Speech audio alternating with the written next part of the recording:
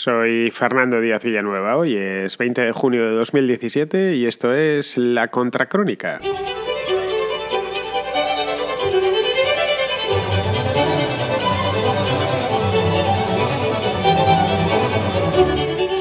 Hace un mes, algo menos, el 25 de junio exactamente, y estamos a día 20 hoy, la OPEP, la Organización de Productores de Petróleo, el cártel petrolero internacional, acordó prolongar los recortes de producción durante un año más. No sé si os acordáis, si seguís este tipo de información, y si no la seguís ya os la cuento yo, ¿no? Con idea de que el petróleo, que está muy bajo o está a bajo precio desde hace ya unos cuantos años, ya desde 2014, pues conseguían hacer que repuntasen. Bien, ha pasado casi un mes y no ha servido de nada.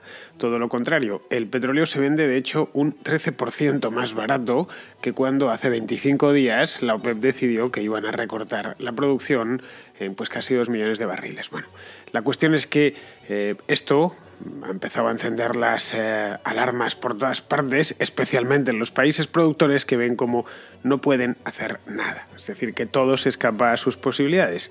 La razón es, yo creo que simple, vamos, que está a la vista de cualquiera. Lo que deja de producir la OPEP lo produce Estados Unidos, lo produce Brasil o lo produce Canadá. Es decir, la impotencia de la OPEP en este caso es absoluta. Y llevan así desde hace ya 3 años, desde que en el verano de 2014 pues empezó a caer, primero lentamente y luego ya de golpe, el precio del petróleo. Y no saben ya los pobres qué hacer para que el crudo repunte y vuelvan los buenos viejos tiempos, los good old times. No lo sé, quizá ya no es tan fácil como lo era hace 15 años. Hay demasiado petróleo en el mundo y aunque la demanda sigue muy fuerte, porque se sigue consumiendo muchísimo petróleo, no es tan grande como se esperaba.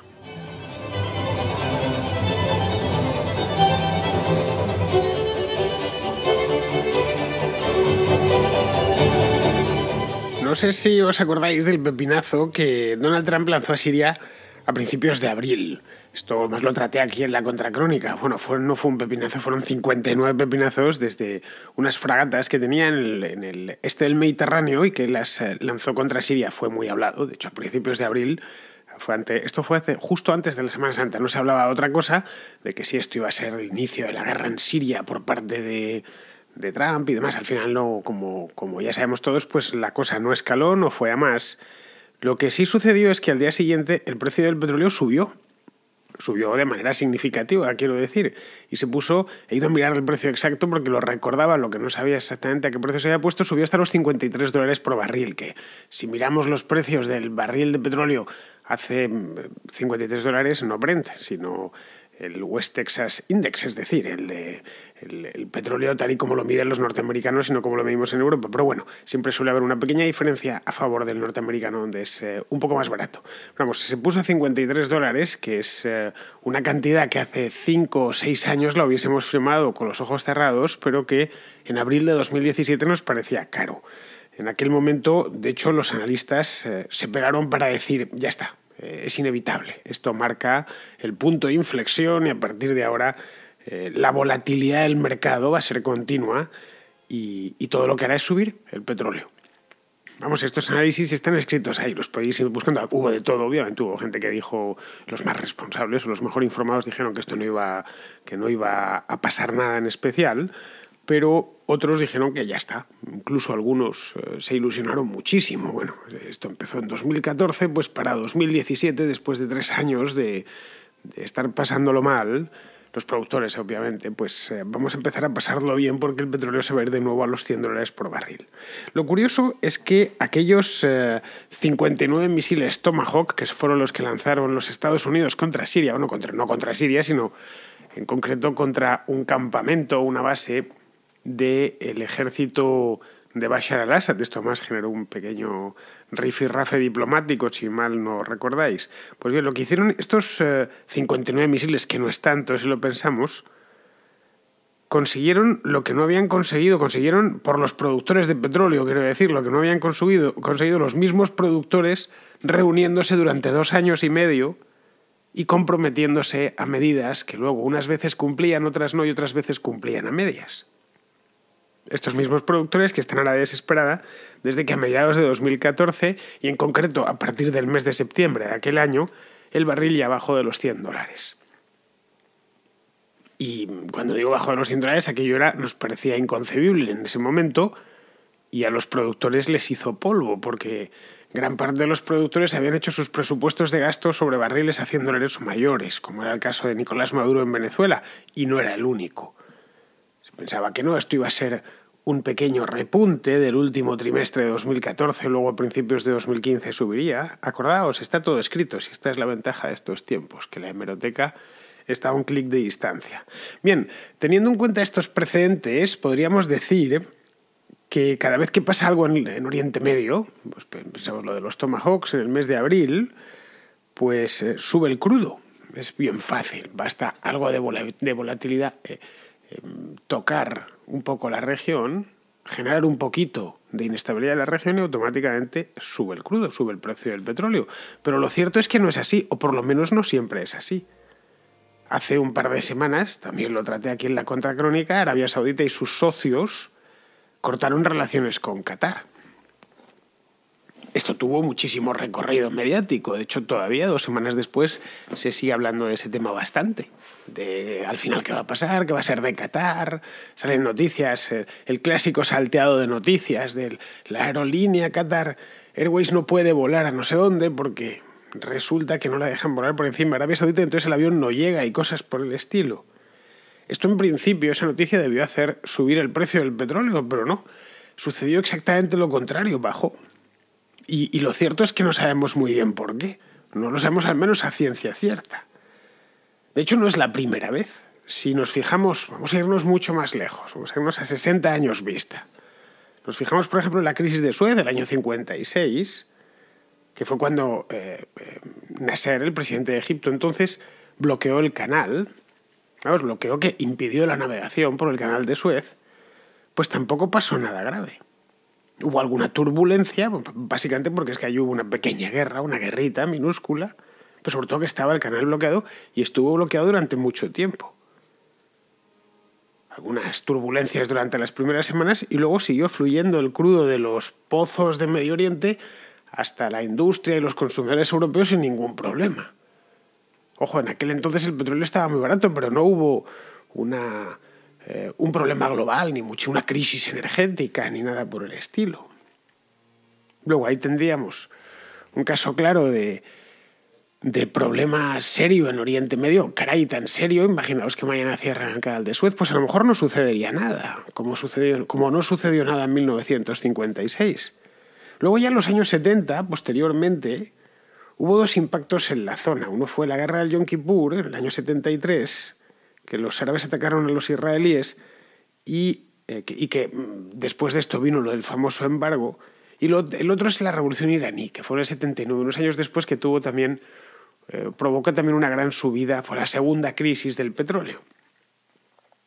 Ahí sí que se verificó una relación entre problemas políticos y subida del crudo, clarísima, aunque quizá no tan clara. Sobre todo si tenemos en cuenta que parte de la subida de los precios en el año 73 se debió más a cuestiones monetarias. Y es que el dólar en el 73 no valía lo que decían los norteamericanos que valía. Acababa de cerrarse la ventanilla del oro en el 71, 2 años antes. El dólar estaba muy devaluado por una serie de gastos discrecionales que había tenido el gobierno de Estados Unidos durante los años 60, la guerra del Vietnam, el programa Apolo para llegar a la Luna, etc. La gran sociedad de Lyndon Johnson. Es decir, que no solo fue una cuestión puramente geoestratégica o de problemas políticos en la zona. De hecho, si nos vamos una década más tarde, nos vamos a los años 80, ahí encontramos de nuevo con que problemas políticos en Oriente Medio, que siempre los hay, en los años 80 fueron especialmente graves. Hubo una guerra en el Líbano que duró muchísimo tiempo, duró 15 años, del año 75 hasta el año 90. Hubo una guerra muy sangrienta entre Irak e Irán. Fue una de las guerras de mi niñez. La guerra Irán-Irak, que aparecía siempre, duró también muchos años, que aparecía siempre en los telediarios por la noche. Siempre andaban, no sabías muy bien por qué se peleaban, pero fue una guerra muy prolongada, muy sangrienta y muy dolorosa para ambos países. Irán e Irak quedaron muy marcados por aquel conflicto. O la del Golfo, por ejemplo, que vino ya en el año 91, muy poco después, que hizo que subiese un poco el petróleo, pero que luego bajó a plomo. decir, en ninguno de los casos el petróleo se fue a $100 ni provocó una crisis de suministro. Todo lo contrario, si miramos el precio durante la década de los 80, lo que comprobamos es que el precio baja durante toda la década y se mantiene muy bajo. Y que sigue bajando en la década de los 90, a pesar de que se abrieron pozos nuevos en lugares delicados, como puede ser en la zona del Cáucaso, por ejemplo, que hoy está muy tranquila, pero no lo estaba tanto hace 20 años. De nuevo estaríamos en las mismas. Es decir, el tema es que la relación entre geopolítica y precio del petróleo, esta relación no parece tan clara. A la luz de los hechos estoy hablando. Como veis, conocer la historia permite mirar las cosas con cierta perspectiva.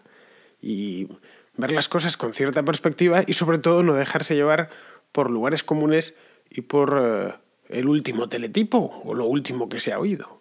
Hemos repasado muy brevemente, en muy pocos minutos, casi 60 años de historia político-petrolera. Es decir, que no siempre que hay inestabilidad en los países productores el precio sube, en una palabra. No sé si me entendéis. A veces sucede, como en los años 70, y otras veces no. Como en los años 90 o en los años 80, o este mismo mes en el que Arabia Saudita ha aislado literalmente a Qatar, que es el principal productor de gas del planeta, y no ha pasado nada. Luego, ¿qué vendría entonces a influir en el precio del petróleo de una manera decisiva? Esa es la pregunta que nos deberíamos hacer.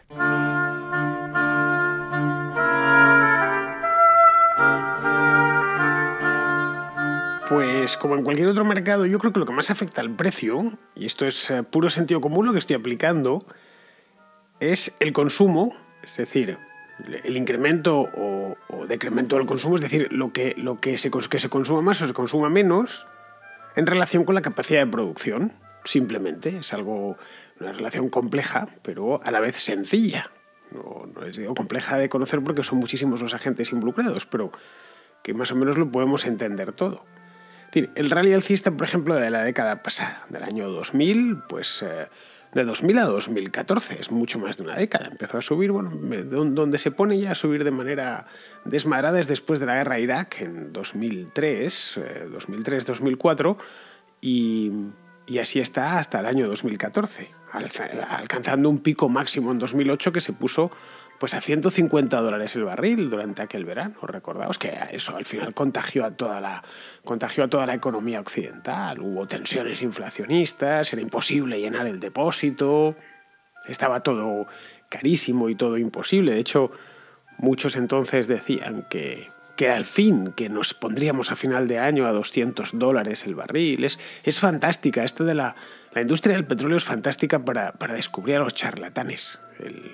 A poco que uno pues tenga ya cierta edad y lleve unos cuantos años leyendo noticias y leyendo predicciones, como es mi caso, te das cuenta que, pase lo que pase, siempre vas a encontrar a uno vendiendo algún tipo de catástrofe inminente. Bueno, ya estamos los picoileros, fue la época dorada de los del picoil, que este es el final, es inevitable, ya los pozos están vacíos, están rebañando y nos vamos a encontrar ya con barriles a $500 y cosas por el estilo. Pues no, el rally alcista de la década pasada, o de la década y pico pasada, vino básicamente porque el consumo era muy alto, la demanda era altísima, básicamente proveniente de China y de mercados emergentes que estaban creciendo mucho en aquel momento. China, la India, el propio Brasil, mercados nuevos, los famosos BRICS, esos que se pusieron de moda durante los últimos años, que al final han resultado que no eran esos leones que todo el mundo decía. Pero bueno, por un lado había un incremento de consumo especialmente proveniente de China, que estaba embarcada en megaproyectos costosísimos y muy intensivos en energía, y además creciendo al 10% anual. Cualquier economía moderna que crezca al 10% anual, crecer necesita energía. Y la energía primaria es el petróleo. O sea, forma de gasoil, de queroseno, de fuel, de la propia gasolina para los automóviles. Esto evidentemente tuvo una consecuencia, digamos, no deseada, o no deseada al menos por los productores, y es que se empezó a volcar desde aquel momento, desde que empezó a subir el petróleo, es decir, cuando ya estaba a $40, pues compensaba. Si el petróleo lo estás vendiendo a 17, pues quizá no sea un negocio en el que se quieran meter mucha gente, porque los retornos son escasos o directamente pierdes dinero. Pero claro, si se está pagando mucho por el barril, merecía la pena, y sobre todo durante mucho tiempo, si es que fue un periodo alcista demasiado largo.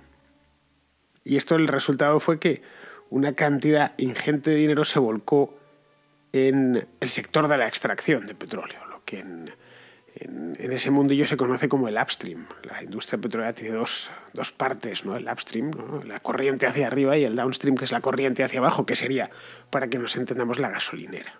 Cuando uno va a la gasolinera de Repsol a llenar la moto, pues está en la parte downstream. Y si ve la plataforma petrolífera que está en el Golfo de México, eso es el upstream. Pues se volcó una cantidad de dinero bestial en el upstream durante todos estos años. Se veía además en la cotización de las empresas petroleras, ¿no? Cómo crecían, la cantidad de exploraciones que había, la aparición de nuevas tecnologías o de tecnologías antiguas que empezaron a ser muy rentables y se mejoraron mucho, pues como el fracking o el petróleo de esquisto o las arenas bituminosas, que la primera vez que te lo contaban o lo leías no te lo terminas de creer, como que están sacando crudo de la arena. Sí, esto había quedado pues casi como si fueran virutillas, y de estas virutillas pues al final, por no se sabe bien qué cosa, ya sabéis cómo son los ingenieros, auténticos magos, pues consiguen sacar un barril de petróleo de estas arenas. O el caso del fracking, que ya directamente parece ciencia ficción. Si esto se lo cuentas a Rockefeller hace 100 y pico años, no se lo hubiera creído. ¿Cómo? Que de ahí abajo, sí, bueno, las técnicas de fracturación hidráulica, mire usted, ¿no? Pues no se lo hubiera creído, pues se está sacando el petróleo no convencional, que se llama. Si a esto le sumamos que China, concretamente desde el año 2014, pues ya no crece a la velocidad que lo hacía, no demanda, por lo tanto, tanto petróleo. Por no hablar de que ha hecho gran parte de sus proyectos, es decir, no puedes construir 2 veces el mismo puente, ya lo tienes, ni el mismo ferrocarril de alta velocidad, ni la misma autopista de 8 carriles por sentido. Ya está hecho. Lo que cuesta de una autopista, lo que cuesta hacer un país, en una palabra, es construirlo. Es mucho más lo que es intensivo en energía. Luego hay que mantenerlo, obviamente, pero una vez tienes hechas las autopistas, pues ya están hechas. Hay que ir manteniéndolas poco a poco, con paciencia, pero no suponen el mismo coste energético. Pues si le sumamos irrupción de nuevas tecnologías, apertura de nuevos pozos, exploración por todas partes, con el hecho de que China empezó a crecer menos y a demandar menos, pues los precios se fueron hacia abajo. Y que hubiese una guerra, como es el caso en 2014, que es el año que aparece el Estado Islámico, que hubiese una guerra en Siria o en Irak, pues la verdad es que daba un poco igual. Aquí de nuevo nos encontramos con que los movimientos o las turbulencias geopolíticas nada tienen que ver, poco inciden en el precio.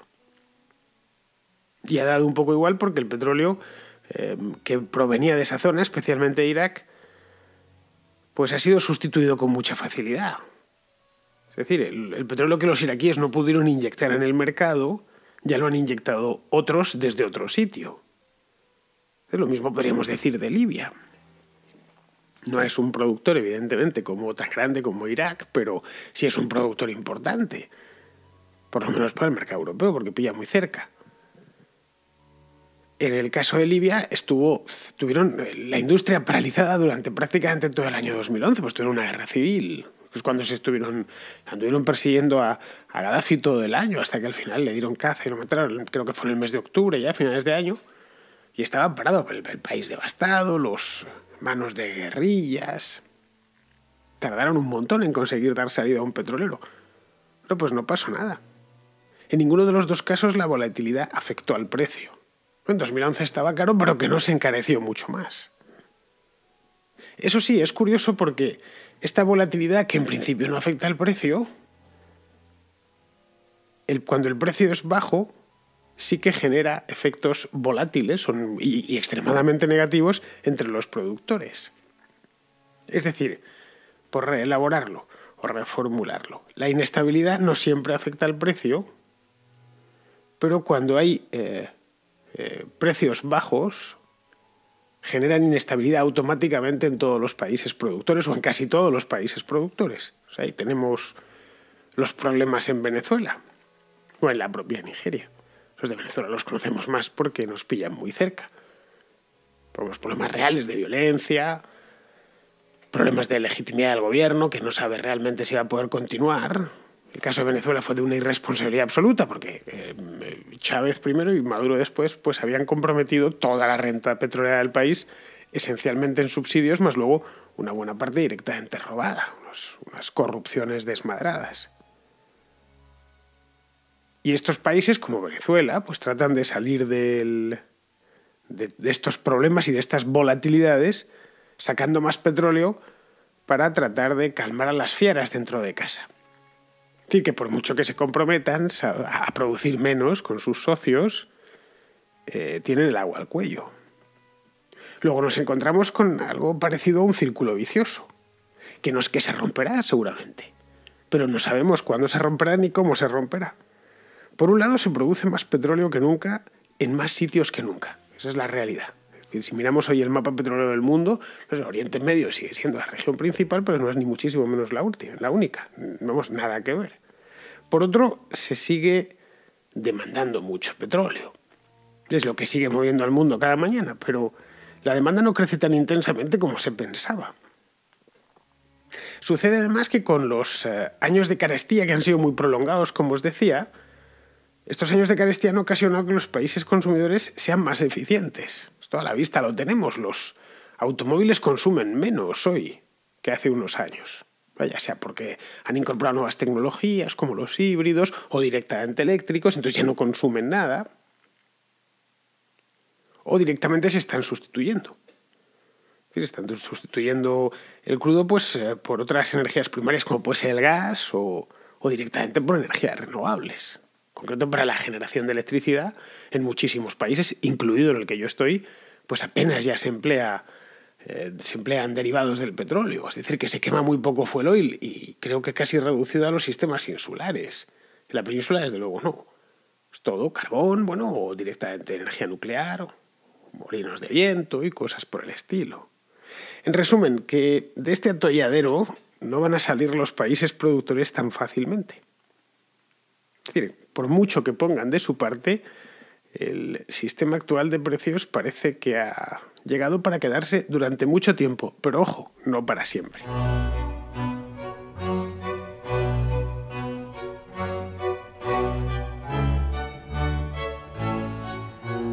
Jaime es de Logroño, pero vive en Bilbao. De eso ya se ha encargado de decírmelo. A ver, no vaya a ser que me equivocase. Pues no me equivoco, Jaime. Ya digo bien claro que eres de Logroño, que eso está en la comunidad autónoma de La Rioja, aunque vives en Bilbao, supongo que por cosas de trabajo. Pues bien, me envió un mensaje hace unos días tras el último atentado de Londres. Este se me había quedado, traigo muchos mensajes atrasados. Lo he visto y lo he adelantado un poco para que no se nos olvide la historia que nos quiere contar. Porque no nos quiere hablar del atentado en concreto, sino de algo que pasó un poquito después, en concreto, el día después del atentado. Hoy, a 5 de junio, ni 2 días después del atentado de Londres, ha aparecido el vídeo de una tal Becky Anderson, que parece ser reportista de la CNN, en lo que aparenta ser el montaje de una manifestación de musulmanes en contra del terrorismo en el mismo Londres. Me gustaría saber si tienes alguna información más al respecto y si es así, ¿qué opinión te merece? Muchas gracias. Pues sí, Jaime, lo recuerdo perfectamente. Se dio al día siguiente, andaban todos los twitteres del mundo mundial dándolo, diciendo las fake news, están los de la CNN y no sé qué, falseando una noticia. Y en principio lo parecía. Yo lo miré y dije, ¿pero cómo pueden tener tanta desvergüenza? ¿Cómo pueden hacerlo delante de las cámaras? Sí, está claro que las noticias se fabrican y más en estos temas tan sensibles, pero hacerlo de una manera tan chapucera me extrañó, sinceramente. Por eso en principio no me lo creí. Dije, aquí tiene que haber gato encerrado. Y empecé a buscar, para buscarme una explicación para mí mismo. Digo, no puede ser tan fácil. Y efectivamente la explicación la tenían los periodistas de la CNN, ni de ninguna cadena de televisión habían organizado nada. Simplemente el ayuntamiento, a través de, no sé si de la policía o algo así, pues habían decidido, supongo que con buena intención, sacar a unos cuantos musulmanes con unas pancartas condenando el atentado. Supongo que para tranquilizar a la gente, ¿no? Que sepáis qué tal, y que llegasen los periodistas, les grabasen, les hiciesen unas fotografías y eso saliese en las ediciones digitales del periódico a los periódicos a los pocos minutos y en los vídeos estos que se dan por internet, ¿no? Hay una concentración de musulmanes en repulsa del atentado del Puente de Londres, bueno, lo que ya todos más o menos imaginamos. Ahora, me parece un poco torpe por su parte porque hoy es muy difícil fabricar estas cosas. Hoy siempre hay una cámara. De hecho, lo que se estaba dando por Twitter por la mañana eran imágenes tomadas con teléfonos móviles. A veces se nos olvida que los teléfonos móviles graban en muy buena calidad, graban en alta definición, es decir, la calidad de, por lo menos el tamaño de cuadro de un teléfono móvil hoy es mayor que el de una cámara normal, PAL, de televisión, una Betacam de hace 10 años. Tamaño 16:9, 1080 de alto. Pero cualquier teléfono móvil, quiero decir, no tienen por qué ser altos de gama. Entonces, graban bien y se pueden emitir y se distribuyen a mucha velocidad, ya sea a través de Twitter, de Facebook o de cualquier red social. Entonces, no sé si es que si es que salió esto del alcalde, que lo desconozco, pero el Ayuntamiento de Londres, no sé si fue consciente de eso, que esto automáticamente iba a dar lugar a interpretaciones que no eran reales, como sucedió. No, esto aquí se están inventando una noticia. No, estaban tratando estas cosas a veces los políticos, que son políticos y por lo tanto, por lo general gente despreciable, pues trata de modificar la sociedad a su antojo, ¿no? Bueno, hay que transmitir tranquilidad para evitar pues que sucedan cosas indeseadas. A mí me parece muy bien que haya musulmanes que protesten frente a la barbarie de los islamistas y invito además a que lo hagan y les apoyaré siempre.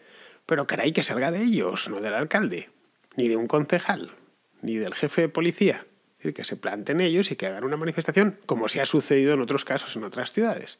Que vayan con una pancarta y que se caguen en la madre que parió a los islamistas, de manera directa. Y eso está bien y además creo que nuestra labor, una de ellas, es apoyar a los musulmanes que rechazan de plano este tipo de actos bárbaros y apoyarles no solo en nuestros países, sino también en los países de Oriente Medio y en general los países musulmanes. Pero vamos, que no fue propiamente esto de las fake news, pues esto no era una de las fake news, fue una tropeza general que al final desde fuera parecía aquello de Hollywood, como esas noticias fabricadas por algunos medios en Palestina durante muchos años. Hay un documental, por cierto, no sé si seguirá en internet, para la versión española la tradujimos, la versión española de Hollywood la traduje yo y la dobló Fabián Barrio. Hace, pues no lo sé, 2007 o por ahí, ¿no? Y la presentamos en un programa que se llamaba Documentalia.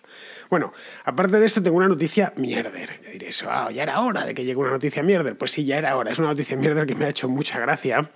A raíz de, ya sabéis que está haciendo mucho calor en España. En Madrid un calor horroroso. Parece ser que hoy ya por la noche ha llovido un poco y ha refrescado. Pero vamos, llevamos pasando una semana horrenda, total, que estaba mirando una página del Tiempo y me he encontrado una noticia que me ha hecho reír en el acto, una noticia muy mierder. Una noticia sobre no el tiempo en España, sino el tiempo en Rusia. Noticias mierder. La noticia que no te interesa, pero que estás deseando escuchar. Porque en la Contracrónica sabemos que reírse es un asunto muy serio. Bien, dice lo siguiente, esta noticia es de este mismo mes, del mes de junio de este año, y dice: en Rusia planean multar a los meteorólogos por pronósticos erróneos. Bueno, dar un mal pronóstico meteorológico no solo puede ser la diferencia entre elegir un plan de playa o de interior. A veces no adelantar fuertes fenómenos atmosféricos acarrea víctimas, algunas mortales. Eso es lo que ha pasado precisamente en Rusia, que al parecer ha habido una tormenta tremenda en Moscú que ha hecho que se caigan los árboles y tal, y no lo habían anunciado. Entonces, un ministro que se llama Vladimir Pushkov, un ministro ruso, ha dicho que ya es hora de crear un sistema de responsabilidad económica, es decir, ponerles unas multas a los meteorólogos que no avisen o que den la información mal. A ver, en principio no me parece mala idea, sí, sinceramente, pero es que entonces habría que ver los pronósticos. No sé, habría siempre tiempo variable, ¿no? Pues para no mojarse, dirían. Sería, de nuevo, la ley de las consecuencias no deseadas. No, a partir de ahora no se van a equivocar nunca. No, ahora se van a equivocar siempre y van a acertar siempre, porque van a dar habría que ver el mapa significativo. Todo sería nube, solecito y agüita y 4 gotas debajo. Bueno, así no me puedo equivocar. En rango de temperaturas, pues estaremos aproximadamente entre los 10 y los 30 grados. Bueno, yo dije que estábamos entre los 10 y los 30 grados y luego resultó que hubo 27 o que hubo 12. Entonces, eso es lo que terminaría pasando en el caso de que se multase a los meteorólogos, no ya en Rusia, sino en cualquier país. Predecir el tiempo es... para mañana no tanto, pero a partir del tercer cuarto día es realmente complicado y eso lo sabe cualquier meteorólogo porque el clima es un sistema muy caótico. Realmente podemos ver una borrasca de Atlántico que va a entrar, pues que al final luego no entra, a pesar de que en otras circunstancias hubiese entrado. Así que bueno, esta es la noticia mierder que me ha hecho tanta gracia en esta semana de calor que estamos pasando, que no nos vendría mal una tormentita, a ver si sí que por lo menos que se pasa un par de días lloviendo y refrescando. Y antes de irnos nos vamos a ir, como siempre, con Pizarro, que nos quiere comentar un temita sobre Emmanuel Macron y las elecciones legislativas francesas. Macron va acaparando todas las herramientas para poder decidir sobre la vida de los más de 66 millones de franceses. Ahora, con el apoyo explícito de más de 17 millones de votantes, ha obtenido una mayoría absoluta y apabullante en las legislativas. Este hombre no puede acertar con las necesidades presentes, futuras y cruzadas de los franceses, pero aún así les va a organizar la vida a todos. Los millones de franceses que le han apoyado para que acierte torcerán el gesto cuando comprueben que no lo hace, pensando que no ha sabido, cuando en realidad jamás pudo. Y entonces apoyarán a otro. Y pensaréis, muy bien, ha puesto Pizarro la nota final sobre el asunto de Francia. Pues no. Hoy tengo además un mensajito muy guapo de Alberto Garín, que Alberto sí que es experto en temas franceses, lo he dicho en muchas ocasiones, y me ha dejado, ha tenido el detalle de dejarme un mensaje. Él está en Guatemala y ha tenido el detalle de dejarme el mensaje, mandármelo solo para que lo escuchéis. Yo creo que después de escuchar a Alberto ya se queda cualquier duda que pudiésemos tener sobre el asunto de Francia, de Macron y de las elecciones, queda automáticamente disipada. Hace solo 2 meses eran muchos los cronistas que nos alarmaban por la inevitable victoria de Le Pen, pero Macron y su liberalismo social han ganado. Hay 3 lecciones rápidas a aprender de esta victoria. La primera, que los franceses se toman las primeras vueltas de las elecciones presidenciales como un momento de relax electoral, cuando no de auténtica rabieta. La segunda, que el relax de esas primeras vueltas no les impide después marcar por dónde quieren ir. Y la tercera, que los partidos extremistas han hecho mucho ruido por toda Europa y, salvo Syriza en Grecia, no ha ocurrido nada más. Porque hasta el peor partido socialista francés en décadas ha logrado más diputados que la extrema izquierda o el Frente Nacional. No importa, vamos a ver cómo seguimos escuchando la cantinela de que viene el lobo populista. Por cierto, el Partido Socialista francés ya se pegó un batacazo descomunal en 1993, pasando de la mayoría absoluta a la minoría insignificante y perdiendo por el camino 207 diputados. Y logró volver. No le demos por tanto a un por muerto, aunque sí por herido grave. Veremos en los próximos días cómo se empieza a hablar de convocar a los Estados Generales Socialistas. Pero si algo ha quedado claro es que una parte mayoritaria de los franceses apuesta por Macron. Ahora queda una duda. ¿Esto ha sido una anécdota o es un giro total en la política francesa? Hace 36 años, Mitterrand fue elegido presidente y Francia se internó en la senda del estado del bienestar. Quizás hoy los franceses han decidido apostar por el mercado y recuperar músculo productivo. Habrá que ver hasta dónde llega. Pues muy bien, queridos amigos, después de Pizarro, después de Garín y de todo esto de las elecciones, creo que ya podemos dar el asunto por concluido, después de estos 2 meses electorales franceses que hemos tenido, y entre tanto, en lo que lo concluimos todos, pues yo me despido de vosotros, hasta mañana.